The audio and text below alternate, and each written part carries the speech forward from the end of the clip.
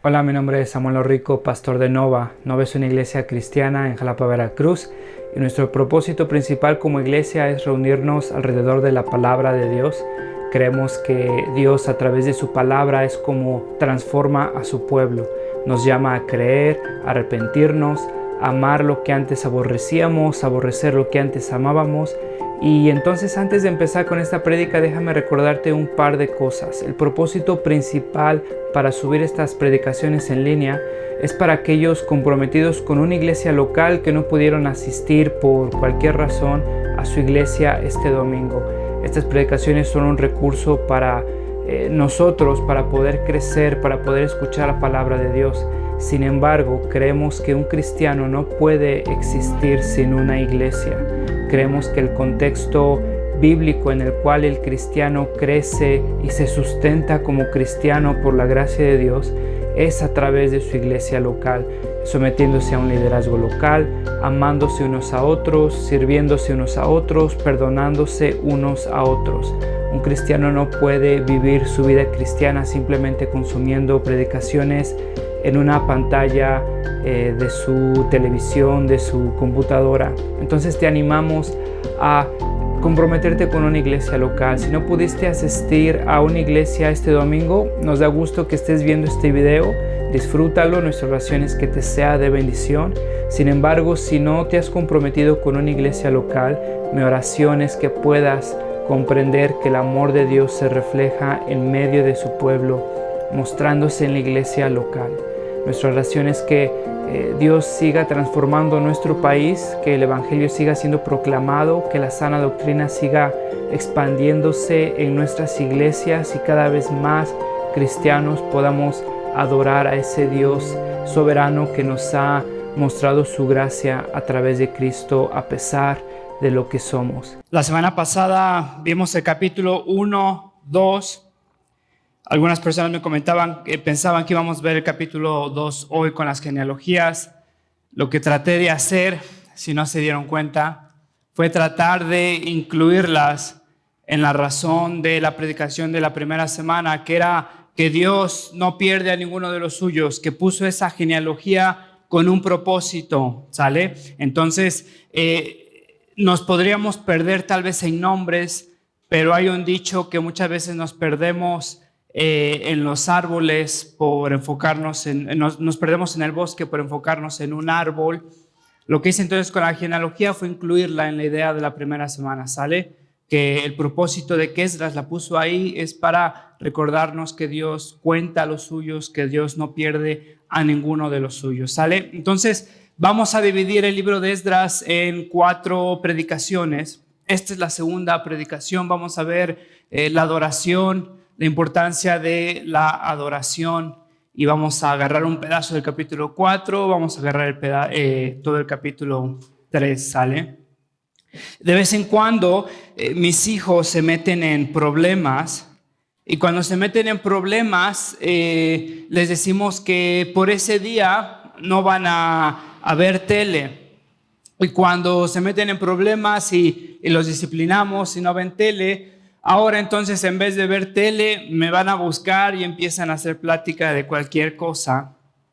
Y una de esas pláticas que salen o dos de esos juegos que hacemos para distraerlos hasta que sea tiempo de irlos a acostar, es preguntarnos qué llevarías contigo si sabes que vas a ir a una isla desierta. ¿Has jugado ese juego? Me gusta jugarlo con mis hijos porque va cambiando cada semana y cada semana tiene una cosa diferente, pero algo en común que cada uno de ellos prefiere llevar a esa isla es un Xbox. Y todavía no entienden que en una isla desierta no podrían jugar con ese Xbox, que es innecesario llevar eso porque no van a poder jugar con eso. Y entonces les trato de explicar que piensen en lo que más necesitan, en aquello sin lo cual su vida cesaría. Y los animo a pensar en cosas que son necesarias para su existencia, para su sobrevivencia. Y sabes, hasta la fecha, ninguno de mis hijos me ha dicho que si se fuera a una isla desierta, llevaría con él una Biblia. Nadie me ha dicho eso. ¿Y sabes por qué? Me atrevería a decir que si juego ese juego contigo sin antes decirte esto, tal vez tendrías toda clase de respuestas. Estarías pensando, bueno, no me quiero morir de hambre, no me quiero morir de frío, no me quiero aburrir, no sé. Pero no sé si estuvieras pensando, no quiero enfriarme o no quiero olvidar a mi Dios y me quiero llevar una Biblia. Tal vez tu respuesta hubiera sido esa. Sabes, el día de hoy vamos a ver la importancia de la adoración en el pueblo de Israel. ¿Se acuerdan el capítulo 1, el capítulo 2? Dios cumple sus promesas. Ha profetizado a través de Isaías, a través de Jeremías, que a pesar de la rebeldía del pueblo, Dios los iba a rescatar, los iba a restaurar. Ahora Dios ha cumplido su promesa. Los ha regresado a esa tierra prometida y quiero que veas entonces 5 puntos conmigo. La prioridad de la adoración, la planificación de la adoración, el orden de la adoración, la razón de la adoración y la actitud de la adoración. Estoy consciente que hace un montón de calor. Voy a tratar de resumirlo lo más que pueda, ¿sale? No me quiero alargar demasiado. Simplemente quiero ver contigo estos 5 puntos. La prioridad de la adoración, la planificación de la adoración, el orden de la adoración, la razón de la adoración, la actitud de la adoración o del adorador. Quiero que veas conmigo el primer punto. Fíjate el versículo 68 del capítulo 2 de Esdras. ¿Te acuerdas? Termina la genealogía y el versículo 68 dice: cuando llegaron al templo del Señor en Jerusalén, algunos jefes de familia dieron donativos para que se reconstruyera el templo de Dios en el mismo sitio. Quiero que te des cuenta de algo. Acababan de llegar a una tierra extraña, desolada. Habían atravesado el desierto, habían atravesado Babilonia. Había tantas cosas que hacer. Había casas que reconstruir.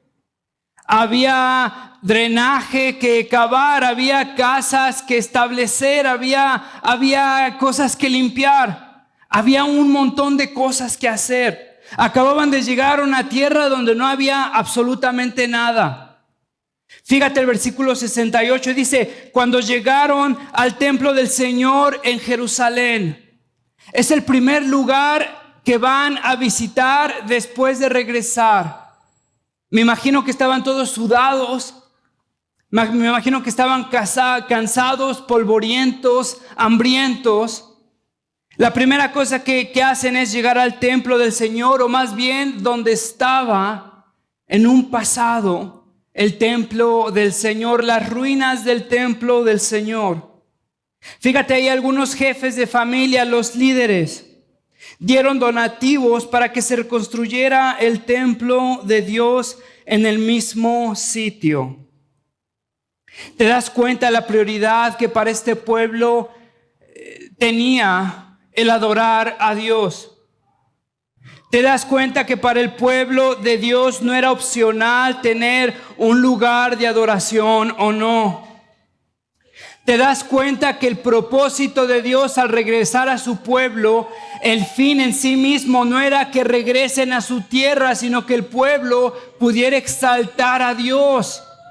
El plan de redención no se terminó cuando Dios regresaba a su pueblo en la tierra prometida, sino el propósito de Dios por lo cual regresó a su pueblo a la tierra prometida era para que el pueblo de Dios adorara a Dios. ¿Te das cuenta que el regresar no era el fin en sí mismo? ¿Te das cuenta que ellos establecieran sus casas, todo bien padre, bien cómodo, no era el fin en sí mismo?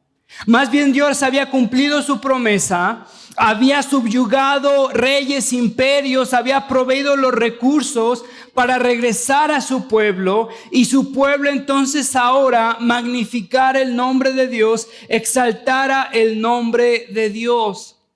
¿Te acuerdas en el libro de Efesios capítulo 2? Dice que Dios antes de la fundación del mundo escogió a su pueblo para alabanza de su gloria. Te das cuenta que Dios todo lo que hace es para magnificar su gloria. No para hacerla más grande de lo que es, sino para mostrarla tan grande como es. Entonces el pueblo de Dios regresa a la tierra prometida. El pueblo de Dios ahora se junta, está en su corazón el adorar a Dios. Lo primero que hacen es entonces adorar a Dios, regresar a ese templo, a esas ruinas. Había un profesor, me acuerdo, cuando estaba estudiando en el seminario, siempre nos decía en clases de eclesiología o de iglesia, nos decía que el liderazgo de la iglesia tiene una misión principal por sobre todas las cosas. Y me acuerdo que siempre nos decía, lo principal es mantener lo principal como principal. ¿Sabes? La iglesia, la misión de la iglesia, la misión del pueblo de Dios es lo principal de nuestra misión es mantener lo principal como lo principal. En otras palabras, no tenemos opción de distraernos con cualquier otra cosa. La iglesia no tiene la opción de distraerse con eventos sociales, con fiestas familiares, lo que sea. Cada domingo nos reunimos con un propósito y un propósito, solo un propósito. Y la misión de la iglesia, lo principal es mantener lo principal, que es Dios, como principal. Y nos reunimos para adorar a Dios, para recordar quién es Dios, para recordar quiénes somos nosotros. En este caso, el pueblo de Dios no quería dejar lo principal, que dejara de ser lo principal. Se reúne, lo primero que hace es adorar a Dios. Hay una historia, no sé si has leído la historia de Vince Lombardi. Vince Lombardi, para aquellos que les gusta el deporte, es aquel director, coach, gerente de equipo que hizo a los empacadores de Green Bay lo que son ahora, una dinastía en la NFL. Y me acuerdo un libro que leí bastante interesante que hablaba de la biografía de este Lombardi. Y hablaba de cómo es que pudo hacer la dinastía de este equipo lo que es ahora, cuando el equipo no era nada antes. Llega Lombardi en 1960 después de una racha de derrotas. Llega Lombardi y llega a los vestidores del equipo. Y la gente estaba a las expectativas esperando ver cuál era la clave del éxito para este equipo. Cuál era la estrategia espectacular por la cual este equipo iba a ganar el campeonato de la NFL. Un escritor de esta biografía, fíjate lo que dice. No dio nada por sentado, está hablando de Lombardi.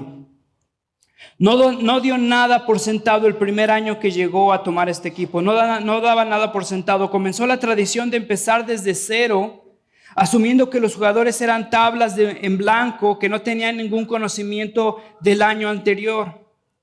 Comenzó con la afirmación más elemental de todas. Decía: caballeros, sosteniendo un balón en su mano derecha, esto es una pelota de fútbol. No quería dejar lo principal, que dejara de ser lo principal.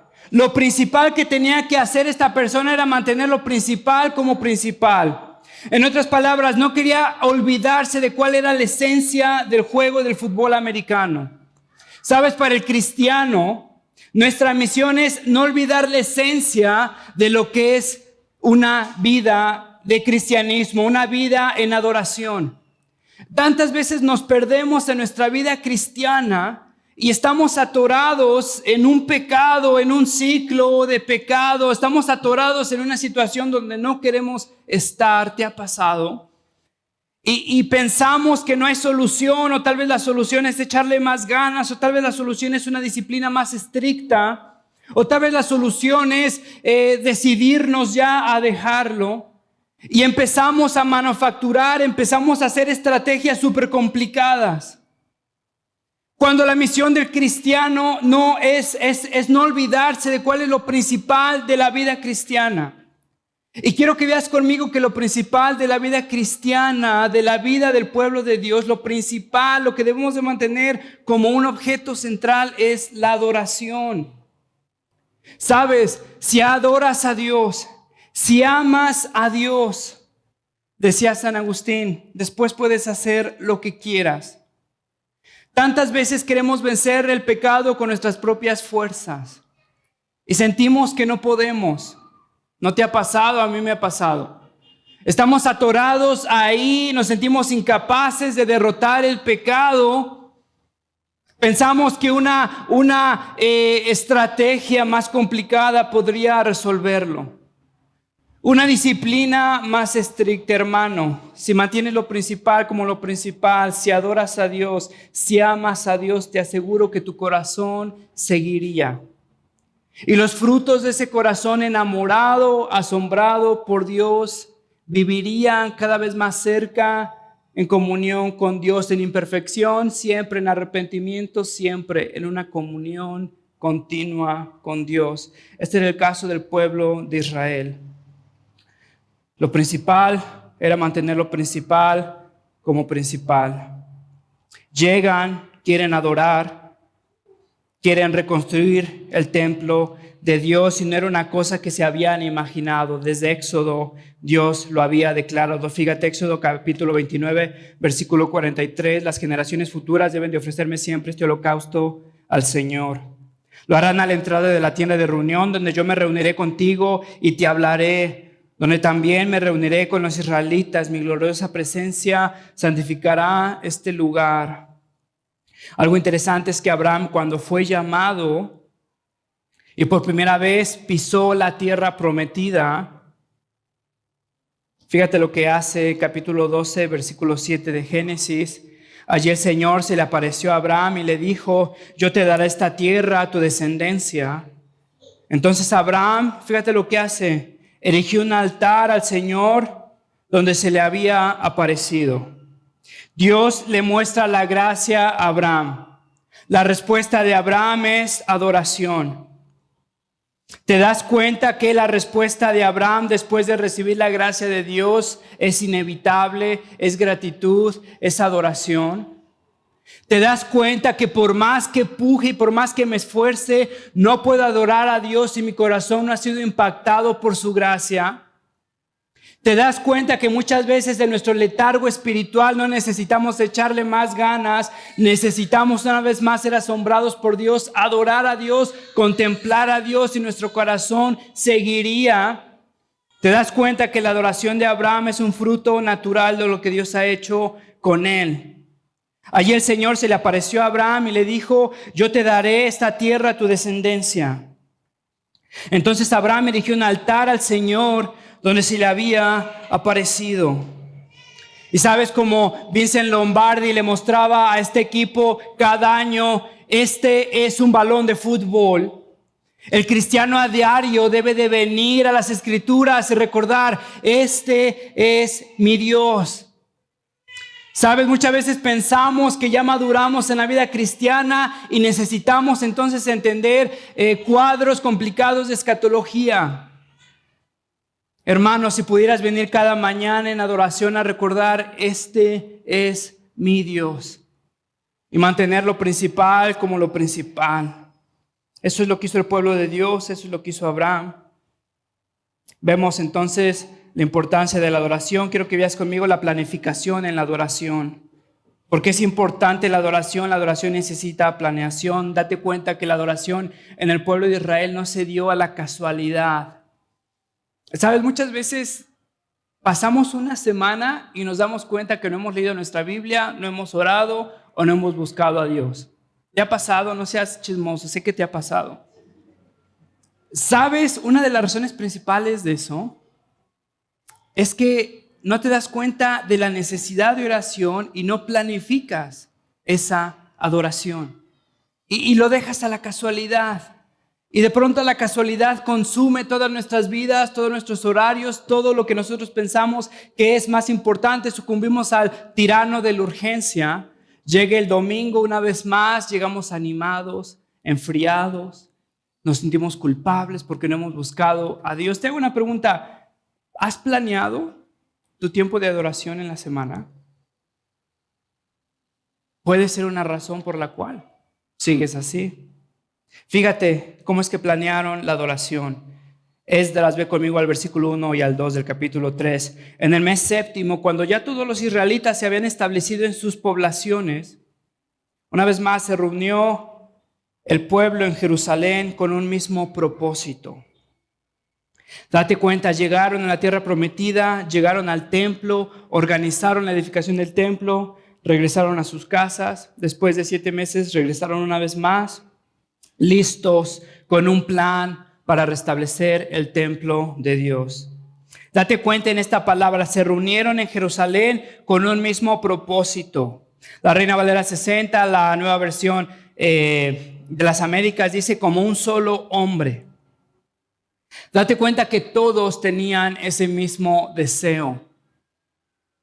Quiero que te des cuenta que no le dejaron la chamba a Zorobabel. Quiero que te des cuenta que no le dejaron la chamba a Josué, a Jesúa, como esté ahí tu traducción. Quiero que te des cuenta que todos tenían esa misma pasión, que Dios había hecho un milagro en cada uno de sus corazones, que llegaron como un solo hombre, dispuestos a planificar para la adoración de Dios. Muchos de nosotros vivimos frustrados porque en la iglesia no tenemos esto, porque en la iglesia no se hace esto. Hermano, quiero que te des cuenta que no hay una adoración congregacional o una adoración conjunta sin el esfuerzo de cada uno de los que Dios ha levantado. Y si tú te confiesas como cristiano, si Dios ha hecho un milagro en tu corazón, si te ha vestido con el Espíritu Santo, te diría que no hay de otra. Dios te ha capacitado para servir a la iglesia. Te diría que no es que el pastorcito no ha hecho esto, sino más bien es que nosotros no hemos vivido como un solo hombre, deseando una adoración conjunta o una mejor adoración. Quiero que te des cuenta que todos llegaron como un solo hombre, con un mismo propósito. En el versículo 2 vemos que Dios levantó a líderes. Zorobabel, hijo de Salatiel, Jesúa, hijo de Josadac. Y estos líderes, fíjate, no hacen todo, estos líderes delegan. Quiero que te des cuenta ahí en el versículo 7 del capítulo 3, cómo hay albañiles y carpinteros. Versículo 8, Zorobabel, hijo de Salatiel, y Jesúa, hijo de Josadac, y el resto de sus parientes, sacerdotes y levitas, con todos los que habían regresado del cautiverio, Capaz que podría traducirlo así: con todos los que han sido salvos, con todos los que han experimentado la gracia de Dios. ¿Te das cuenta que no había personas sentadas esperando a que Zorobabel hiciera algo o quejándose porque Zorobabel no había hecho otra cosa? Fíjate, todos comenzaron la reconstrucción del templo. A los levitas mayores de 20 años, la tarea de supervisar las obras del templo. Versículo 9, Jesúa, junto con sus hijos y hermanos, Cadmiel y sus hijos, y los descendientes de Jenadad y sus hijos y hermanos que eran levitas, se unieron para supervisar a los obreros que trabajaban en el templo de Dios. Había personas que supervisaban, había personas que organizaban, había personas que lo hacían. Todos se juntaron como un solo hombre a adorar a Dios. Sabes, cada domingo todo esto es posible. Es posible cuando la iglesia se junta a servir. Es una cosa ridícula el pensar que la iglesia depende de un pastor o de un líder carismático, y que la iglesia entonces descansa en el don que le dio solo a un hombre. Y vivimos amargados porque el don de ese hombre no es suficiente para hacer un avivamiento en la ciudad. Pero hermano, ¿de dónde sacamos esa idea? Y que si la iglesia necesita crecer por la ayuda y el ministerio de absolutamente todos, a todos los que Dios ha capacitado, a todos los que Dios les ha dado un don. Cada domingo venimos. Desgraciadamente, hay personas que se llaman cristianos y se sientan cada domingo sin contribuir absolutamente nada a la adoración de cada domingo. Y vivimos amargados. Vivimos frustrados porque la iglesia no es lo que nosotros esperábamos ser. Hermano, quiero que te des cuenta que es una anomalía en la vida cristiana. Quiero que te des cuenta que cada persona que ha experimentado la gracia de Dios tiene la urgencia, la necesidad de adorar a Dios. Y lo hace en el contexto de la iglesia. Fíjate que no es una adoración forzada. Fíjate que es un resultado natural, una reacción natural de lo que Dios ha hecho. Es una adoración planeada, porque planearon poner sus recursos para adorar a Dios. Esdras capítulo 2, versículo 69. De acuerdo con sus capacidades económicas, dieron para la obra de reconstrucción 488 kilos de oro, 2,750 kilos de plata y 100 túnicas sacerdotales. Quiero que te des cuenta de esta frase: de acuerdo con sus capacidades económicas dieron. ¿Se te hace conocida esta frase en el Nuevo Testamento? De acuerdo a sus capacidades económicas dieron para la obra de reconstrucción. Fíjate 2 Corintios capítulo 9 versículo 7. Cada uno debe de dar según lo que haya decidido en su corazón. ¿Sabes? Pablo estaba pensando en este pasaje. No de mala gana, sino por obligación, porque Dios ama al que da con alegría. Es una adoración planeada en mi tiempo, en mis recursos. Fíjate capítulo 3 de Esdras, versículo 7. Luego dieron dinero a los albañiles y carpinteros. A los de Sido y Tiro les dieron comida, bebida y aceite para que por mar llevaran madera de cedro desde Líbano hasta Jope, conforme a la autorización que había dado Ciro, rey de Persia. Te das cuenta que hay planificación en los recursos para adorar a Dios. En mi tiempo para adorar a Dios. Hay una frase de John Piper que habla sobre la oración y dice que Facebook, Instagram, Twitter servirán en aquel día para demostrar que la falta de oración no fue por falta de tiempo. Y sabes, a este tiempo la modifiqué, ¿te acuerdas? Y hablaba de que meses sin intereses, Coppel, Fábricas de Francia, HBO, Netflix, nos mostrarán en aquel día que nuestra generosidad nunca fue por falta de recursos. Y sabes, vemos paredes manchadas en la iglesia, vemos baños rotos en la iglesia, vemos focos fundidos en la iglesia y esperamos que el liderazgo haga algo. Sin embargo, no hemos planeado siquiera cómo podemos adorar a Dios con nuestros recursos. Todos nuestros meses sin intereses, todo nuestro Coppel, Fábricas de Francia, Netflix, todo servirá en aquel día para cada uno de nosotros demostrarnos que nuestra generosidad jamás fue por falta de recursos. Tal vez pensamos que la adoración de Dios no era tan primaria para el cristiano. Fíjate el orden de la adoración. Vimos la planeación de la adoración. Fíjate cómo es el orden de la adoración. Capítulo 3 de Esdras, versículo 2. Entonces Jesúa, hijo de Josadac, con sus parientes que eran sacerdotes, y Zorobabel, hijo de Salatiel, con sus parientes, empezaron a construir el altar de Dios de Israel para ofrecer holocaustos. Date cuenta de esta frase: según lo estipulado en la ley de Moisés, hombre de Dios. Date cuenta de esta frase: según lo estipulado en la ley de Moisés, hombre de Dios. Te das cuenta que la adoración del pueblo de Dios hacia su Dios tuvo un orden, que no estuvo abierta a opiniones, a la creatividad de los más creativos, que no había opción para quitar o cambiar en la adoración de Dios. Y en eclesiología se le llama como el principio regulador. Y entonces la iglesia tiene este principio regulador o esta misión en cada domingo preguntarse, ¿para qué nos reunimos? ¿Cuál es el propósito de la iglesia en reunirnos cada semana? ¿Será para bailar y sentir felicidad? ¿Será para recordarnos qué tan asombrosos somos? ¿Será para que se nos suban los ánimos? ¿Será para ser más amigos? ¿Para expandir nuestra red social? ¿Para que no vivamos tan aburridos? ¿Será para hacer contactos laborales? ¿Cuál es el principio regulador de cada domingo de la iglesia? La misión principal es adorar a Dios.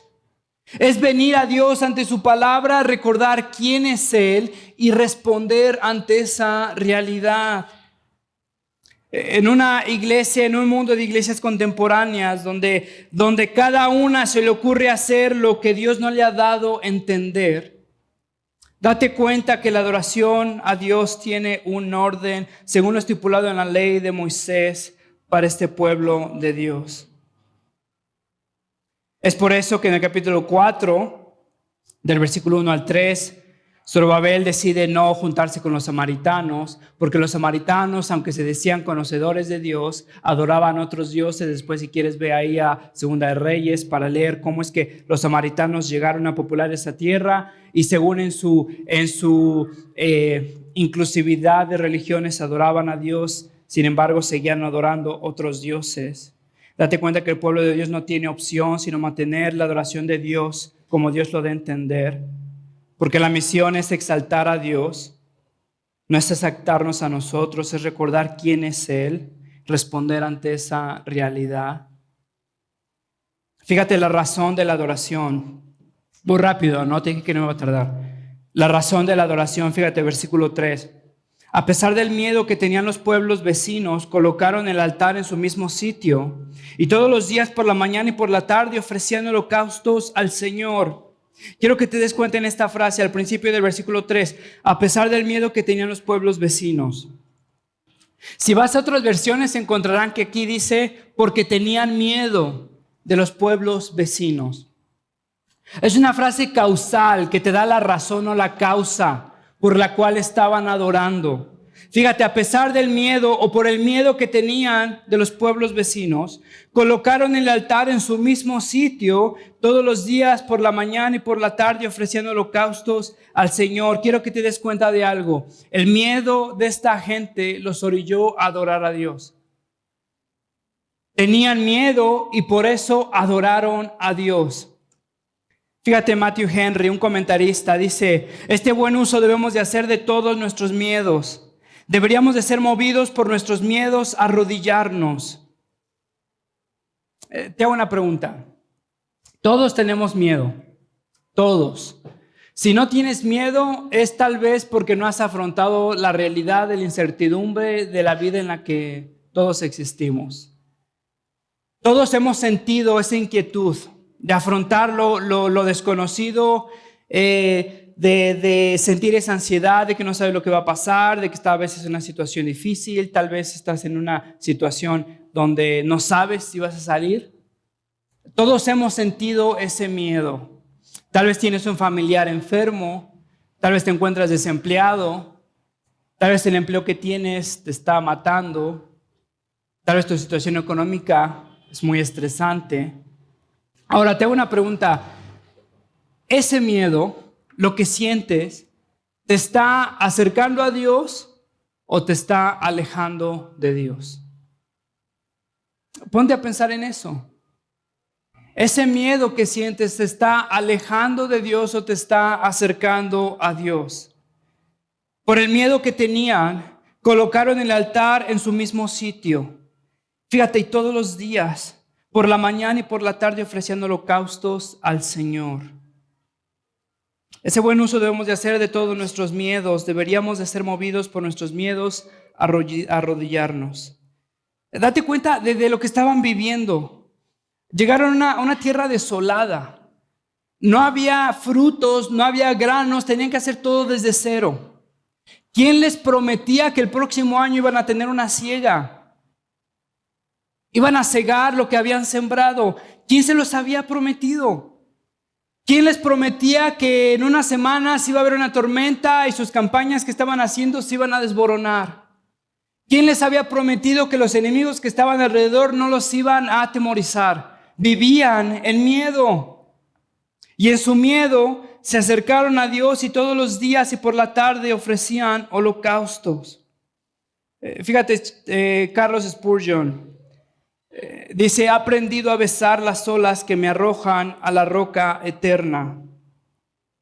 He aprendido a besar las olas que me arrojan a la roca eterna. Hermanos, algunos de nosotros hemos aprendido a despreciar el dolor por el cual Dios nos quebranta. Y vivimos amargados, vivimos enojados con Dios. Fíjate, Nehemías, otro profeta en este contexto, en medio de la persecución que estaban viviendo junto con Esdras, dice: el gozo del Señor es nuestra fortaleza. ¿Te has sentido cansado? ¿Que ya no puedes más? ¿Te has sentido desanimado? ¿Te has sentido con tanto miedo? ¿Has sentido una crisis de ansiedad? ¿Has sentido tanta incertidumbre que ni siquiera sabes ni cómo la vas a librar? ¿Qué haces en esos momentos? ¿Te acercas a Dios o te alejas de Dios? ¿Adoras a Dios o confías en tus propias fuerzas? Fíjate la razón de la adoración. ¿Te das cuenta de lo que estamos viendo? La prioridad de la adoración, la planificación de la adoración, el orden de la adoración, la razón de la adoración. Adoraban porque tenían miedo. La actitud de la adoración, y con esto es el último punto, déjame terminar. Dame unos 8 minutos, con esto termino. Fíjate la actitud de la adoración. Quiero que te des cuenta que en ese miedo adoraban a Dios y era una adoración sincera. En otras palabras, no había chantajes, no había negocios con Dios. Fíjate, el versículo 2 decía: entonces Jesúa, hijo de Josadá, con sus parientes que eran sacerdotes, y Zorobabel con sus parientes, empezaron a construir el altar de Dios de Israel para ofrecer holocaustos. Y esta palabra para holocausto son este sacrificio que aparece en Levítico 1, donde el holocausto se quemaba absolutamente todo el animal, donde se entregaba toda la ofrenda a Dios. Y ya después, si tienes tiempo, puedes leer en Levíticos 1, y este sacrificio en específico demostraba la confianza que el adorador tenía a su Dios, porque le daba absolutamente todo a Dios sin quedarse con nada. Si era un animal, si eran granos, era darle todo a Dios. No era hacer negocios con Dios y decirle a Dios: mira, yo te ofrendo esto, pero tú me das esto. Era rendirse delante de Dios, darle absolutamente todo y confiar que Dios iba a responder por su gracia. Iba a responder conforme a su voluntad, no conforme al negocio que tú habías hecho en tu mente. Esta es la idea que Pablo tiene en Romanos capítulo 12. Por lo tanto, hermanos, date cuenta de esto. Dice: tomando en cuenta la misericordia de Dios. Una vez más, la gracia produce obediencia, nunca es al revés. Tomando en cuenta la misericordia de Dios, les ruego que cada uno de ustedes, en adoración espiritual, ofrezca su cuerpo como sacrificio vivo, como holocausto, como ofrenda quemada, santo y agradable a Dios. Pablo tiene en mente esto: entregarse a Dios completamente.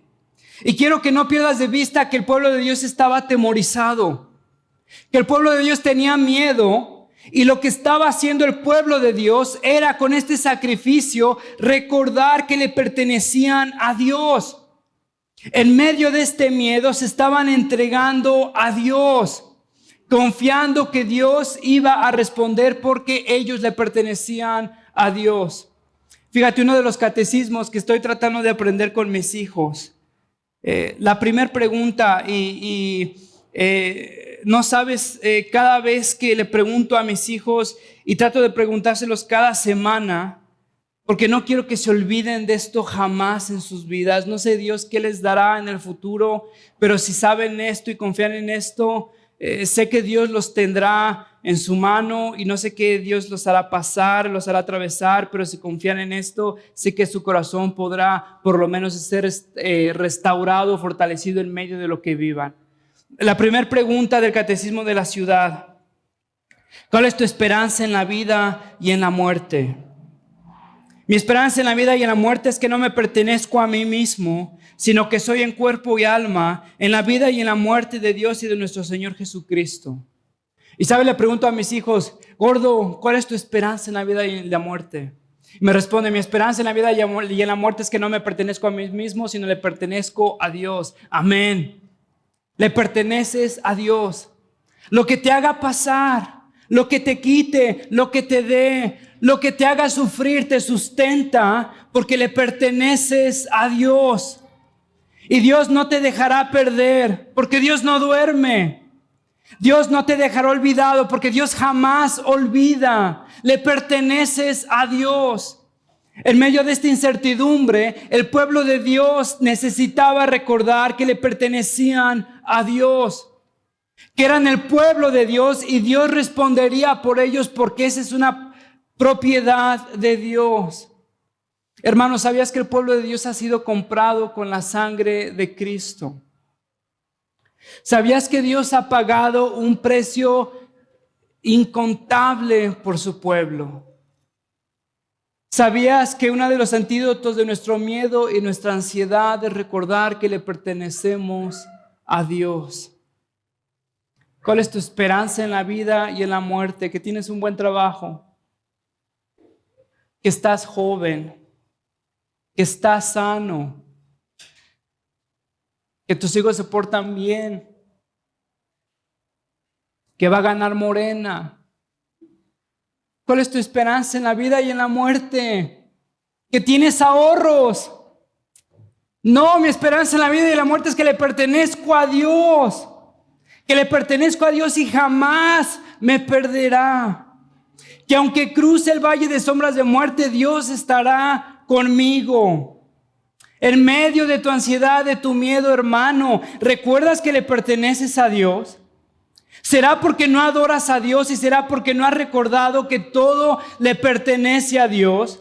¿Será porque cuando adoras a Dios lo haces con chantajes? Porque lo haces con condiciones y haces tratos que solo tú sabes y te has enterado que si adoras a Dios te va a dar esto. ¿Quién te dijo? Que si adoras a Dios no te dará cáncer. ¿Quién te ha prometido eso? Aún en medio de tu cáncer le perteneces a Dios, y tu esperanza en la vida y en la muerte es que le perteneces a Dios. Fíjate, es una adoración agradecida. Versículo 4. Luego, según lo estipulado en la ley, celebraron la fiesta de las enramadas, ofreciendo el número de holocaustos prescrito cada día. ¿Sabes? La fiesta de las enramadas, si lees de la fiesta de las enramadas, Levítico 23, Éxodo 23, era precisamente para recordar el éxodo, ¿te acuerdas? Y entonces cada año hacían tiendas afuera de la ciudad y precisamente se celebraba la fidelidad de Dios durante el éxodo.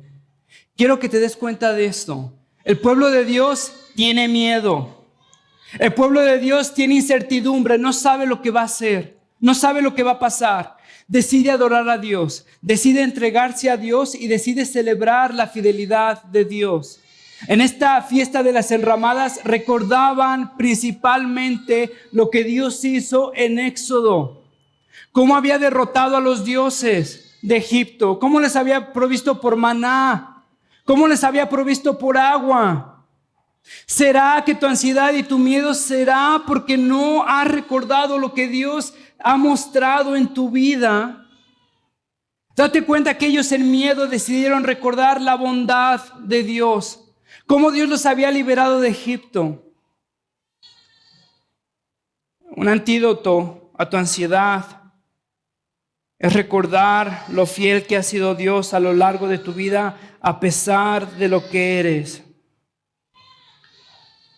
Y sabes, tengo un calendario de todo lo que Dios ha hecho en mi vida a pesar de lo que soy. Y cada vez que la ansiedad llega a mi vida, porque llega a mi corazón, y a veces me dan ataques de ansiedad como te los da a ti, tú lo sientes. Tengo este calendario listo en mi corazón. Y sé cuando Dios me llamó. Recuerdo que Dios me mostró su gracia. Recuerdo la persona que era antes de conocer a Cristo y recuerdo lo que Dios hizo por mí a pesar de mí y voy y agradezco a Dios. Recuerdo cómo Dios rescató a mi familia. Recuerdo cómo oraba porque Dios rescatara a mi familia. Y recuerdo que me levantaba con ansiedad porque no quería que ninguno de ellos se fuera al infierno. Recuerdo que Dios me mostró su gracia y ha rescatado a mi familia a pesar de lo que son.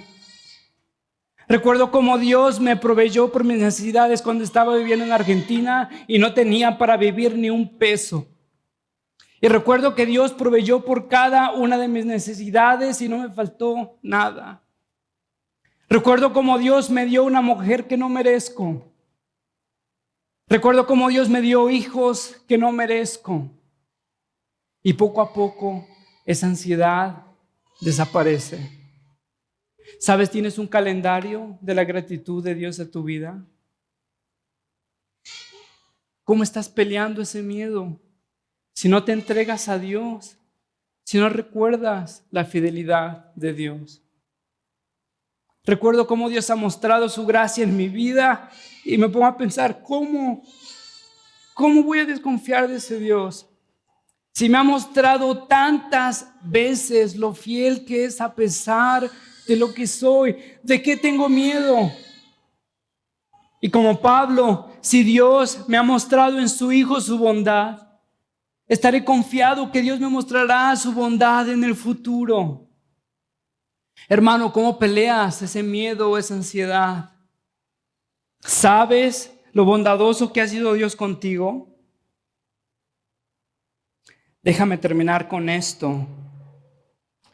Del versículo 10 al versículo 13 del capítulo 3 de Esdras, vemos la realidad del pecado en el pueblo de Dios cuando estaban echando el cimiento de ese templo, el cimiento del templo que una vez más se estaba construyendo. Fíjate el versículo 11, Dios es bueno, su gran amor perdura para siempre. El pueblo estaba cantando, estaban echando el cimiento del templo.